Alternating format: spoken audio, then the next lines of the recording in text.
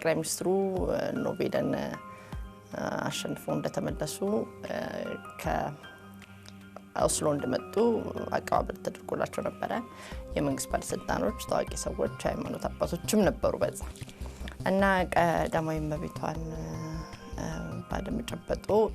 የሰላምታ ባለመስጠቱ አነጋጋሪ ሆኖ ቆይቷል ከሃይማኖት አንፃር ቢያስረዱ የኢትዮጵያን ህገ መንግስት ለምሳሌ ያለ ስላሴና 1923 ስናይ በግልጽ ህገ መንግስቱ መግቢያ ላይ ኢትዮጵያ በታሪኳ በአረመኔዎችና በእስላሞች ተከባ ስትጨነቅ እንደኖረች ይያለ ነው መንደርደሪያው የሚነሳ እንግዲህ አንድ ጥያቄ በጠየቁት የሚቀየሙኝ አይመስለኝም እንዳልኩት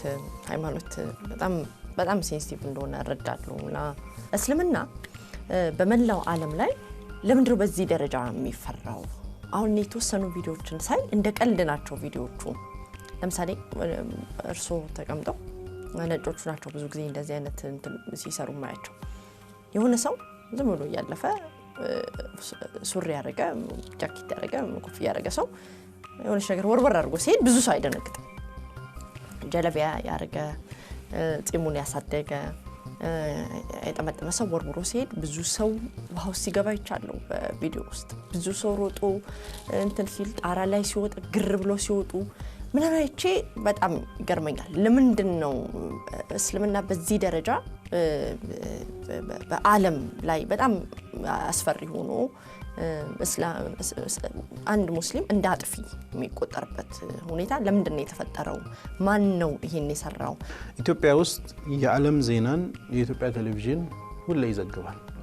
ልብ ብለን ካየን አንድ ዜና ነው የሚዘግቡት ወይ ሁለት ግፋቢል 3 ነው ኮመንሊ 24 ሰዓት ሙሉ አልጀዚራ ቢቢሲ ሲኤንኤን ሌሎች ሚዲያዎች እየዘገቡ ያለም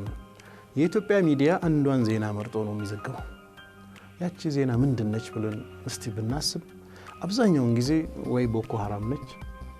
ወይ አይስ ነው ወይ አልቃይዳ ነው ወይ እስላማዊ አክራሪ ነው በተለይ ደግሞ ኢትዮጵያ ውስጥ ከ2004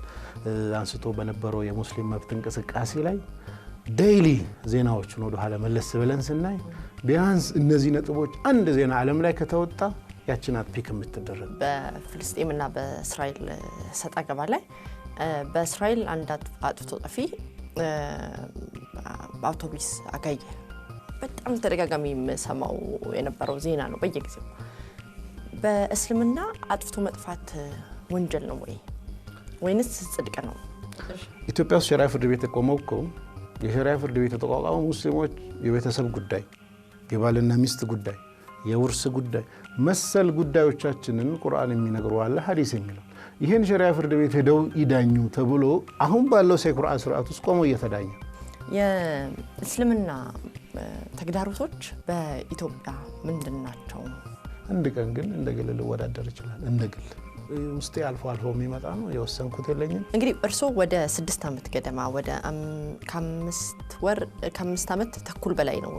በእስር የቆዩት በማከላዊ ማሰቃያ ነበሩ ከዛ በኋላ ወደ ቃሊቲም ተዛውሮ ነበር ለምን ተዛወሩ ከማሰቃያው እንዴት